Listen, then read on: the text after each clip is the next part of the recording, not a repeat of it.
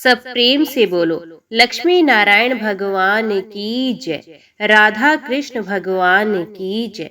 श्री सुखदेव जी कहते हैं, परीक्षित, जब वसुदेव जी ने यज्ञ की दीक्षा ले ली, तब यदुवंशियों ने स्नान करके सुंदर वस्त्र और कमलों की मालाएं धारण कर ली। राजा लोग वस्त्र आभूषणों से खूब सुसज्जित हो गए।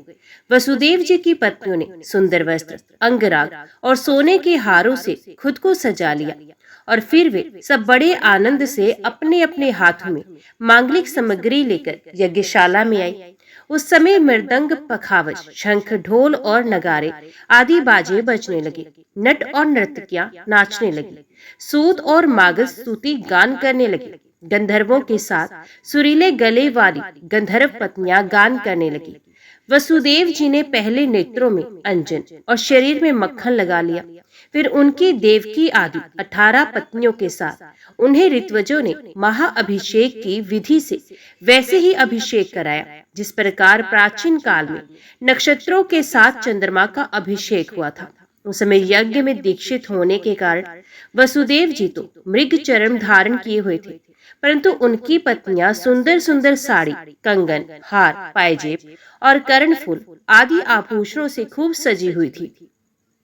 वे अपनी पत्नियों के साथ भली भांति शोभायमान हो। महाराज वसुदेव जी के ऋत्विज और सदस्य रत्न जटित आभूषण तथा रेशमी वस्त्र धारण करके वैसे ही सुशोभित हुए जैसे पहले इंद्र के यज्ञ में हुए थे।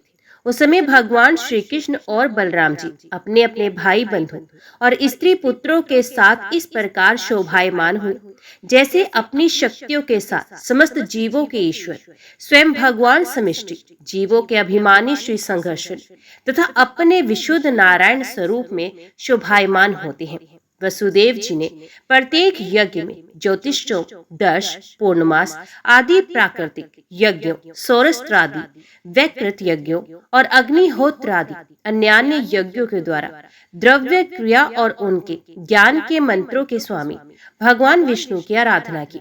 इसके बाद उन्होंने उचित समय पर ऋत्वजों को वस्त्र अलंकारों से सुसज्जित किया और शास्त्र के अनुसार बहुत सी दक्षिणा तथा प्रचुर धन के साथ अलंकृत गोए, पृथ्वी और सुंदर कन्याएं दी।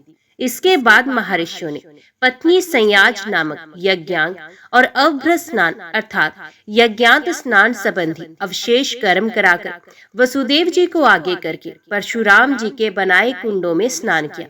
स्नान करने के बाद वसुदेव जी और उनकी पत्नियों ने वंदी जनों को अपने सारे वस्त्र आभूषण दे दिए तथा स्वयं अन्य वस्त्र आभूषण से सुसज्जित होकर उन्होंने ब्राह्मणों से लेकर कुत्तों तक को भोजन कराया। तदंतर अपने भाई बंधुओं, उनके स्त्री पुत्रों तथा विदर्भ, कौशल, कुरु, काशी, केकय और संजय आदि देशों के राजाओं, सदस्यों, ऋत्वजों, देवताओं, मनुष्यों, भूतों, पितरों और चारणों को विदाई के रूप में बहुत सी भेंट देकर सम्मानित किया। वे लोग लक्ष्मीपति भगवान श्री कृष्ण की अनुमति लेकर यज्ञ की प्रशंसा करते हुए अपने अपने घर को चले गए। उस समय राजा धृतराष्ट्र, विदुर, युधिष्ठिर, भीम, अर्जुन, भीष्म पितामह, द्रोणाचार्य, कुंती, नकुल, सहदेव, नारद, भगवान व्यासदेव तथा दूसरे स्वजन, संबंधी और बांधव अपने हितैषी बंधु यादवों को छोड़कर जाने में अत्यंत वीर व्यथा का अनुभव करने लगे।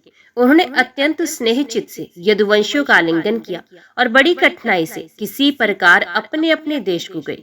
दूसरे लोग भी इनके साथ ही वहां से रवाना हो गए। परीक्षित, भगवान श्री कृष्ण, बलराम जी तथा उग्रसेन आदि ने नंद बाबा एवं अन्य सभी गोपों की बहुत बड़ी बड़ी सामग्रियों से अर्चना पूजा की, उनका सत्कार किया और वे प्रेम प्रवश होकर बहुत दिनों तक वहीं रहे। वसुदेव जी अनायास ही अपने बहुत बड़े मनोरथ का महासागर पार कर गए थे। उनके आनंद की सीमा नहीं थी। सभी आत्मीय स्वजन उनके साथ थे। उन्होंने नंद बाबा का हाथ पकड़कर कहा, वसुदेव जी ने कहा, भाई जी, भगवान ने मनुष्यों के लिए एक बहुत बड़ा बंधन बना दिया है। उस बंधन का नाम है स्नेह, प्रेम पाश। मैं तो ऐसा समझता हूँ कि बड़े बड़े शूरवीर और योगी यति भी उसे तोड़ने में असमर्थ है। आपने हम अकृतज्ञों के प्रति अनुपम मित्रता का व्यवहार किया है। क्यों ना हो, अब सरीखे संत शिरोमणियों का तो ऐसा स्वभाव ही होता है।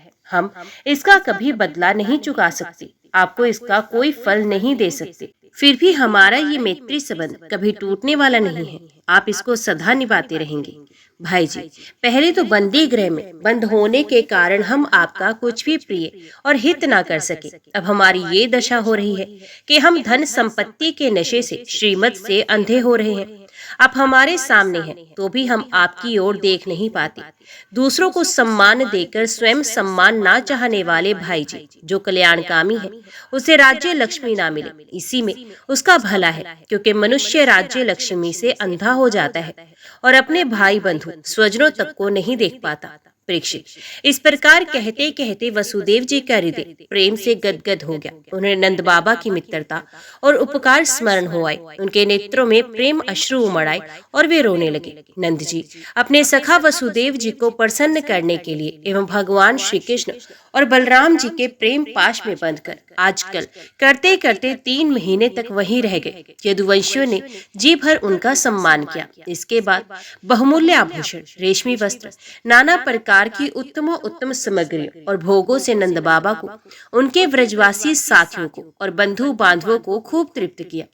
वसुदेव जी, उग्रसेन, श्री कृष्ण, बलराम, उद्धव आदि यदुवंशियों ने अलग अलग उन्हें अनेकों प्रकार की भेंटें दी।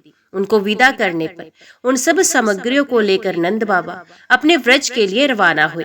नंद बाबा गोपों और गोपियों का चित्त भगवान श्री कृष्ण के चरण कमलों में इस प्रकार लग गया कि वे फिर प्रयत्न करने पर भी उसे वहां से लौटा न सके। सूत्रा बिना ही मन के उन्होंने मथुरा की यात्रा की। जब सब बंधु बांधव वहां से विदा हो चुके, तब भगवान श्री कृष्ण को ही एकमात्र इष्ट देव मानने वाले यदुवंशियों ने ये देखकर कि वर्षा ऋतु आ पहुंची है, द्वारका के लिए प्रस्थान किया। वहां जाकर उन्होंने सब लोगों से वसुदेव जी के यज्ञ महोत्सव, स्वजन संबंधियों के दर्शन मिलन आदि तीर्थ यात्रा के प्रसंगों को कह सुनाया। परीक्षित, इसके बाद एक दिन भगवान श्री कृष्ण और बलराम जी प्रातः कालीन प्रणाम करने के लिए माता पिता के पास गए। प्रणाम कर लेने पर वसुदेव जी बड़े प्रेम से दोनों भाइयों का अभिनंदन करके कहने लगे। वसुदेव जी ने बड़े बड़े ऋषियों के मुंह से भगवान की महिमा सुनी थी तथा उनके ऐश्वर्यपूर्ण चरित्र भी देखे थे। इससे उन्हें इस बात का दृढ़ विश्वास हो गया था, ये साधारण पुरुष नहीं, स्वयं भगवान है। इसलिए उन्होंने अपने पुत्रों को प्रेम पूर्वक संबोधित करते हुए यूं कहा, सच्चिदानंद स्वरूप श्री कृष्ण, महायोगेश्वर संघर्षण, तुम दोनों सनातन हो।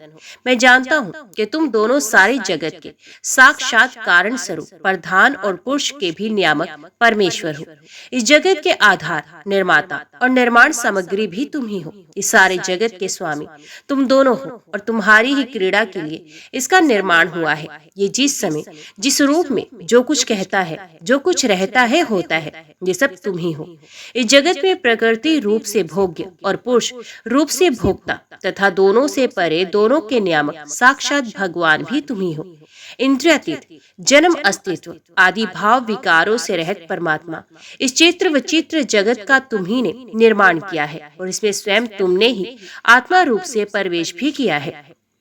तुम प्राण और जीव के रूप में इसका पालन पोषण कर रहे हो। क्रिया शक्ति, प्रधान, प्राण आदि में जो जगत की वस्तुओं की सृष्टि करने की सामर्थ्य है, वे उनकी अपनी सामर्थ्य नहीं, तुम्हारी ही है। क्योंकि वे तुम्हारे समान चेतन नहीं, अचेतन है, स्वतंत्र नहीं, परतंत्र है। अतः उन चेष्टाशील प्राण आदि में केवल चेष्टा मात्र होती है, शक्ति नहीं। शक्ति तो तुम्हारी ही है प्रभु।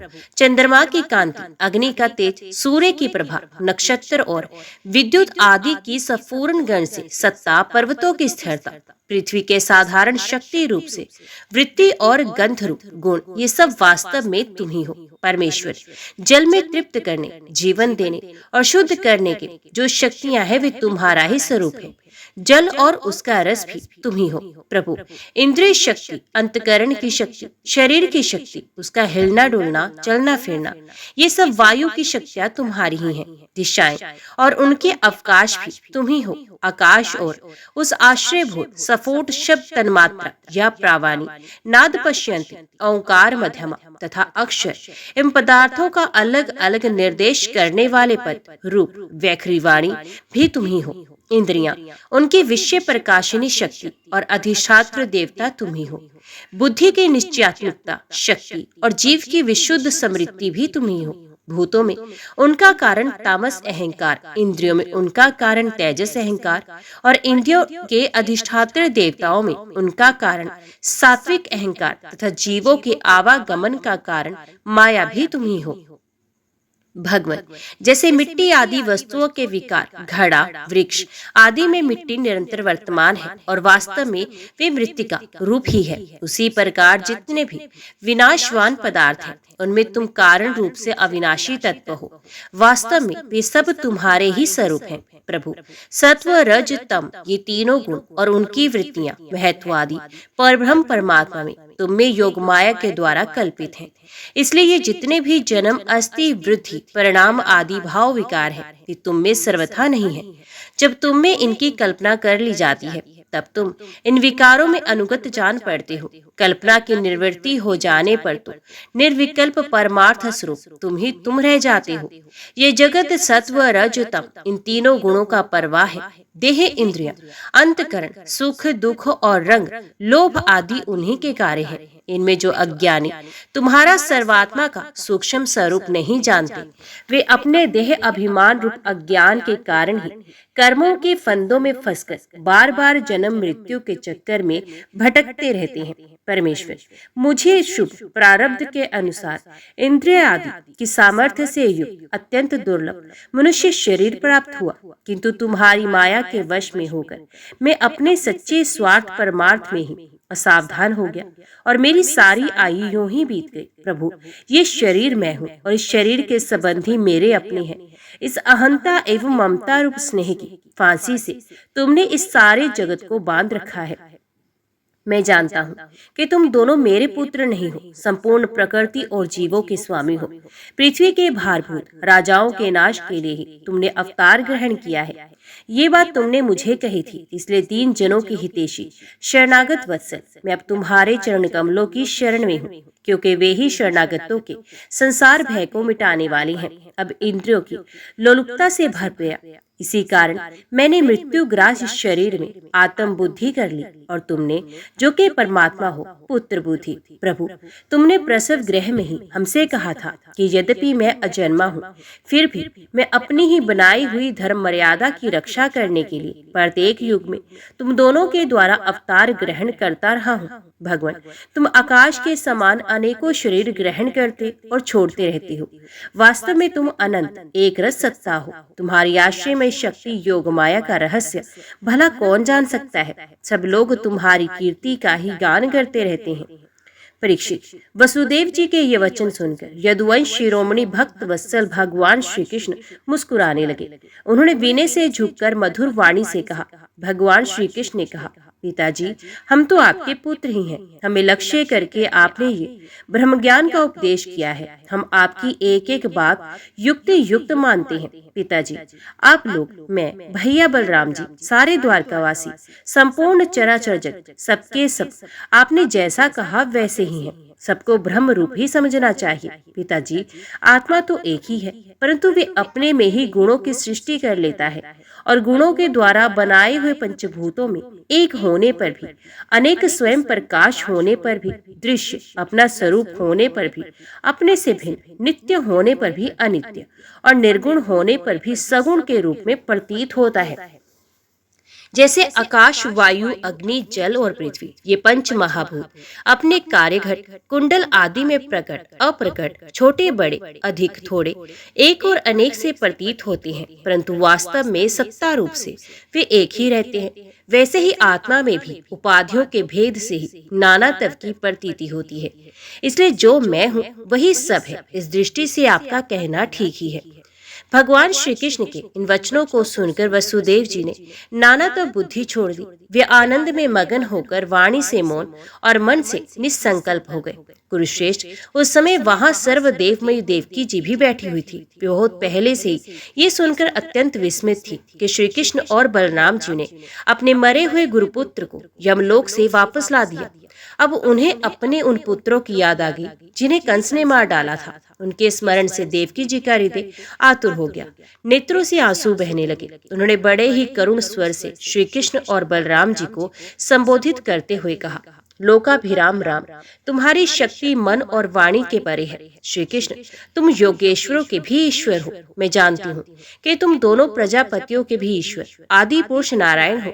ये भी मुझे निश्चित रूप से मालूम है कि जिन लोगों ने काल क्रम से अपना धैर्य, संयम और सत्व गुण खो दिया है तथा शास्त्र की आज्ञाओं का उल्लंघन करके जो स्वेच्छाचार परायण हो रहे हैं, भूमि के भारभूत उन राजाओं का नाश करने के लिए ही तुम दोनों मेरे गर्भ से अवतीर्ण हुए हो। तुम्हारे रूप पुरुष रूप अंश से उत्पन्न हुई माया से गुणों की उत्पत्ति होती है और उनके लेश मात्र से जगत की उत्पत्ति, विकास तथा परलय होता है। आज मैं सर्वांतकरण से तुम्हारी शरण हो रही हूँ। मैंने सुना है कि तुम्हारे गुरु सांदीपनि जी के पुत्र को मरे बहुत दिन हो गए थे। उनको गुरु दक्षिणा देने के लिए उनकी आज्ञा तथा काल की प्रेरणा से तुम दोनों ने उनके पुत्र को यमपुरी से वापस ला दिया। तुम दोनों योगेश्वरों के भी ईश्वर हो, इसलिए आज मेरी अभिलाषा पूर्ण करो। मैं चाहती हूँ कि तुम दोनों मेरे उन पुत्रों को जिन्हें कंस ने मार डाला था ला दो और उन्हें मैं भर आंख देख लूं। परीक्षित, माता देवकी की ये बात सुनकर भगवान श्री कृष्ण और बलराम दोनों ने योग माया का आश्रय लेकर सूतल लोक में प्रवेश किया। जब दैत्यराज बलि ने देखा कि जगत के आत्मा और इष्ट देव तथा मेरे परम स्वामी भगवान श्री कृष्ण और बलराम जी सूतल लोक में पधारे हैं, तब उनका हृदय उनके दर्शन के आनंद में निमग्न हो गया। उन्होंने झटपट अपने कुटुंब के साथ आसन से उठकर भगवान के चरणों में प्रणाम किया। अत्यंत आनंद से भरकर दैत्यराज बलि ने भगवान श्री कृष्ण और बलराम जी को श्रेष्ठ आसन दिया और जब वे दोनों महापुरुष उस पर विराज गए तब उन्होंने उनके पांव पखारकर उनका चरणोदक परिवार सहित अपने सर पर धारण किया। भगवान के चरणों का जल ब्रह्म पर्यंत सारे जगत को पवित्र कर देता है। इसके बाद दैत्यराज बलि ने बहुमूल्य वस्त्र, आभूषण, चंदन, तांबूल, दीपक, अमृत के समान भोजन एवं अन्य विविध सामग्रियों से उनकी पूजा की और अपने समस्त परिवार, धन तथा शरीर आदि को उनके चरणों में समर्पित कर दिया। दैत्यराज बलि बार बार भगवान के चरण कमलों को अपने वक्षस्थल और सर पर रखने लगे। उनका हृदय प्रेम से विवल हो गया, नेत्रों से आनंद के आंसू बहने लगे, रोम रोम खिल उठा। अब वे गदगद स्वर से भगवान की स्तुति करने लगे। दैत्यराज बलि ने कहा, बलराम जी, आप अनंत हैं, आप इतने महान हैं कि शेष आदि सभी विग्रह आपके अंतर्भूत हैं। सच्चिदानंद स्वरूप श्री कृष्ण, आप सकल जगत के निर्माता हैं। ज्ञान योग और भक्ति योग दोनों के प्रवर्तक आप ही हैं। आप स्वयं ही परब्रह्म परमात्मा हैं। हम आप दोनों को बार बार नमस्कार करते हैं। भगवान, आप दोनों का दर्शन प्राणियों के लिए अत्यंत दुर्लभ है, फिर भी आपकी कृपा से वे सुलभ हो जाता है, क्योंकि आज आपने कृपा करके हम रजोगुण एवं तमोगुण स्वभाव वाले दैत्यों को भी दर्शन दिया। प्रभु, हम और हमारे ही समान दूसरे दैत्य, दानव, गंधर्व, सिद्ध, विद्याधर, चारण, यक्ष, राक्षस, पिशाच, भूत और प्रमथ नायक आदि आपका प्रेम से भजन करना तो दूर रहा, आपसे सर्वदा दृढ़ वैर भाव रखते हैं, परंतु आपका श्री विग्रह साक्षात वेद में और विशुद्ध सत्व स्वरूप है। इसलिए हम लोगों में से बहुतों ने दृढ़ वैर भाव से, कुछ ने भक्ति से और कुछ ने कामना से आपका स्मरण करके उस पद को प्राप्त किया है जिसे आपके समीप रहने वाले सत्व प्रधान देवता आदि भी नहीं प्राप्त कर सकते। बड़े बड़े योगेश्वर भी पराई ये बात नहीं जानते कि आपकी योग माया ये है और ऐसी है, फिर हमारी तो बात ही क्या। इसलिए स्वामी, मुझ पर ऐसी कृपा कीजिए कि मेरी चित्त वृत्ति आपके उन चरण कमलों में लग जाए जिसे किसी की अपेक्षा न रखने वाले परमहंस लोग ढूंढा करते हैं, और उनका आश्रय लेकर मैं उससे भिन्न इस घर गृहस्थी के अंधेरे कुएं से निकल जाऊं। प्रभु, इस प्रकार आपके उन चरण कमलों की, जो सारे जगत के एकमात्र आश्रय हैं, शरण लेकर शांत हो जाऊं और अकेला ही विचरण करूं।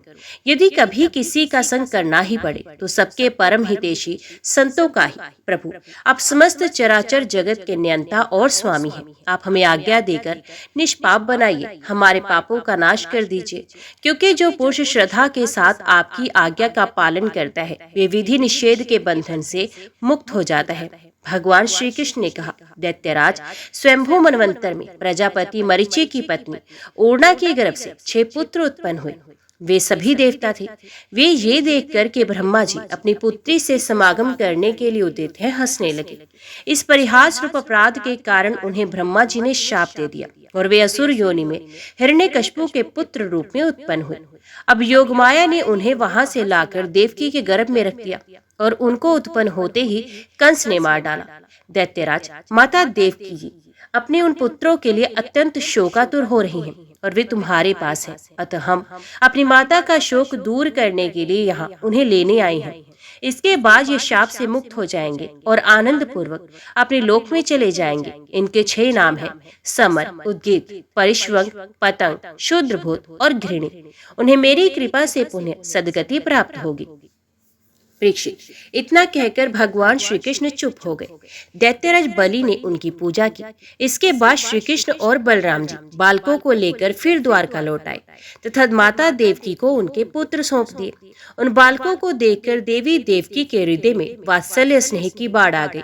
उनके स्तनों से दूध बहने लगा। वे बार बार उन्हें गोद में लेकर छाती से लगाती और उनका सिर सूंघती। पुत्रों के स्पर्श के आनंद से सराबोर एवं आनंदित देवकी ने उनको स्तनपान कराया। वे विष्णु भगवान की उस माया से मोहित हो रही थी जिसे सृष्टि चक्र चलता है। परीक्षित, देवकी जी के स्तनों का दूध साक्षात अमृत था। क्यों न हो, भगवान श्री कृष्ण जो उसे पी चुके थे, उन बालकों ने वही अमृत में दूध पिया।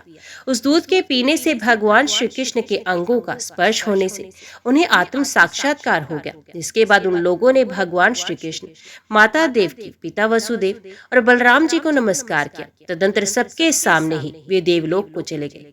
देवी देवकी ये देखकर अत्यंत विस्मित हो गई कि मरे हुए बालक लौट आए और फिर चले भी गए। उन्होंने ऐसा निश्चय किया कि ये श्री कृष्ण की ही कोई लीला कौशल है। परीक्षित, भगवान श्री कृष्ण स्वयं परमात्मा है। उनकी शक्ति अनंत है। उनकी ऐसी ऐसे अद्भुत चित्र इतने हैं कि किसी प्रकार उनका पार पाया नहीं जा सकता। सूत जी कहते हैं, शौनकादि ऋषियों, भगवान श्री कृष्ण की कीर्ति अमर है, अमृतमय है। उनका चरित्र जगत के समस्त पाप तापों को मिटाने वाला तथा भक्त जनों के कर्ण कुहरों में आनंद सुधा प्रवाहित करने वाला है। इसका वर्णन स्वयं व्यास नंदन भगवान श्री सुखदेव जी ने किया है। जो इसका श्रवण करता है अथवा दूसरों को सुनाता है, उसकी संपूर्ण चित्तवृत्ति भगवान में लग जाती है और वे उन्हीं के परम कल्याण स्वरूप धाम को प्राप्त होता है। राजा परीक्षित ने पूछा, भगवत, मेरे दादा अर्जुन ने भगवान श्री कृष्ण और बलराम जी की बहन सुभद्रा जी से, जो मेरी दादी थी, किस प्रकार विवाह किया? मैं ये जानने के लिए बहुत उत्सुक हूँ। श्री सुखदेव जी कहते हैं, परीक्षित, एक बार अत्यंत शक्तिशाली अर्जुन तीर्थ यात्रा के लिए पृथ्वी पर विचरण करते हुए प्रभास क्षेत्र पहुंचे। वहां उन्होंने ये सुना कि बलराम जी मेरे मामा की पुत्री सुभद्रा का विवाह दुर्योधन के साथ करना चाहते हैं और वसुदेव, श्री कृष्ण आदि उनसे इस विषय में सहमत नहीं है। अब अर्जुन के मन में सुभद्रा को पाने की लालसा जग गई। वे त्रिदंडी वैष्णव का वेश धारण करके द्वारका पहुंचे। अर्जुन सुभद्रा को प्राप्त करने के लिए वहां वर्षा काल में 4 महीने तक रहे। वहां पूर्वास्य और बलराम जी ने उनका खूब सम्मान किया। उन्हें ये पता नहीं चला कि ये अर्जुन है।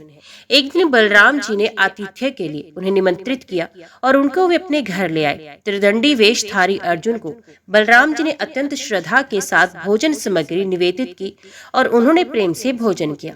अर्जुन ने भोजन के समय वहां विवाह योग्य परम सुंदरी सुभद्रा को देखा। उसका सौंदर्य बड़े बड़े वीरों का मन हरने वाला था। अर्जुन के नेत्र प्रेम से प्रफुल्लित हो गए। उनका मन उसे पाने की आकांक्षा से शुद्ध हो गया और उन्होंने उसे पत्नी बनाने का दृढ़ निश्चय कर लिया। परीक्षित, तुम्हारे दादा अर्जुन भी बड़े ही सुंदर थे। उनके शरीर के गठन भावभंगी स्त्रियों का हृदय स्पर्श कर लेती थी। उन्हें देखकर सुभद्रा ने भी मन में उन्हीं को पति बनाने का निश्चय किया। वे तनिक मुस्कुराकर लचीली चितवन से उनकी ओर देखने लगी। उसने अपना हृदय उन्हें समर्पित कर दिया।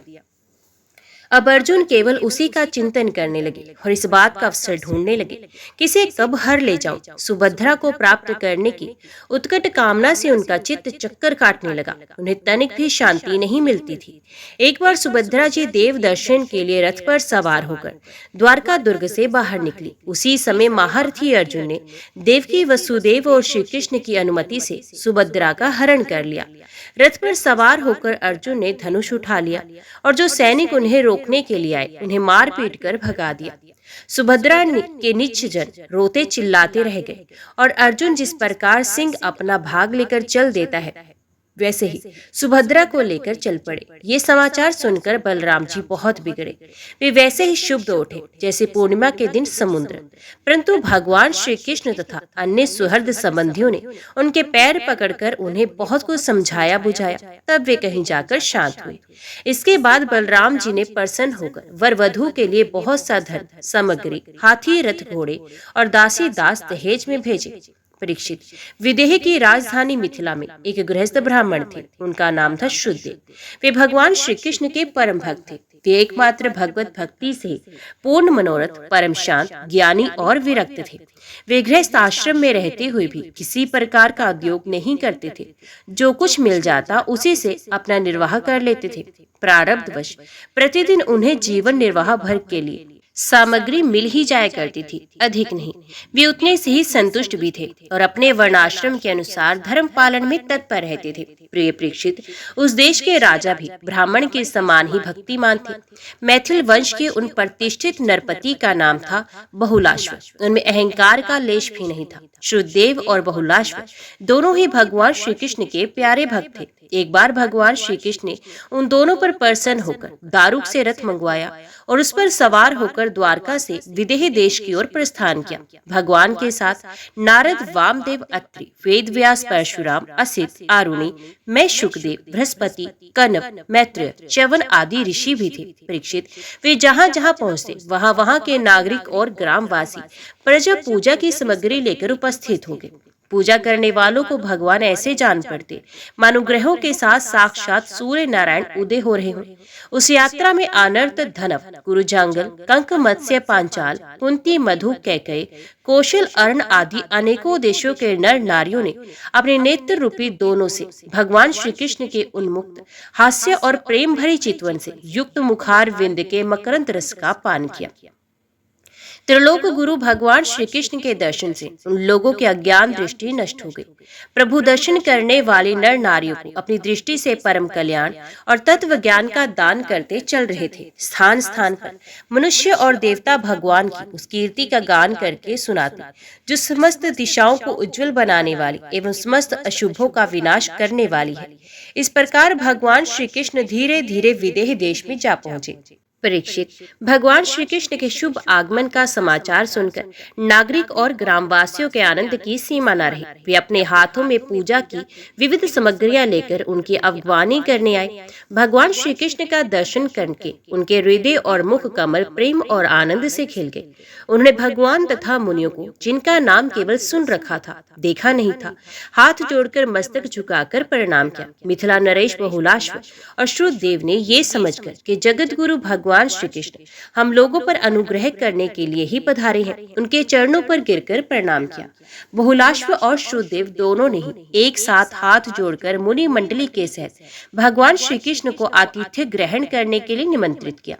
भगवान श्री कृष्ण दोनों की प्रार्थना स्वीकार करके दोनों को ही प्रसन्न करने के लिए एक ही समय पृथक पृथक रूप से दोनों के घर पधारे और ये बात एक दूसरे को मालूम न हुई कि भगवान श्री कृष्ण मेरे घर के अतिरिक्त और भी कहीं जा रहे हैं। विदेहराज बहुलाश्व बड़े मनस्वी थे। उन्होंने ये देखकर कि दुष्ट दुराचारी पुरुष जिनका नाम भी नहीं सुन सकते वे ही भगवान श्री कृष्ण और ऋषि मुनि मेरे घर पधारे हैं, सुंदर सुंदर आसन मंगाए और भगवान श्री कृष्ण तथा ऋषि मुनि आराम से उन पर बैठ गए। उस समय बहुलाश्व की विचित्र दशा थी। प्रेम भक्ति के उद्रेक से उनका हृदय भर आया था, नेत्रों में आंसू उमड़ रहे थे। उन्होंने अपने पूज्यतम अतिथियों के चरणों में नमस्कार करके पांव पखारे और अपने कुटुंब के साथ उनके चरणों का लोक पावन जल सर पर धारण किया और फिर भगवान एवं भगत स्वरूप ऋषियों को गंध, माला, वस्त्र, अलंकार, धूप, दीप, अर्घ्य, गो, बैल आदि समर्पित करके उनकी पूजा की। जब सब लोग भोजन करके तृप्त हो गए तब राजा बहुलाश्व भगवान श्री कृष्ण के चरणों को अपनी गोद में लेकर बैठ गए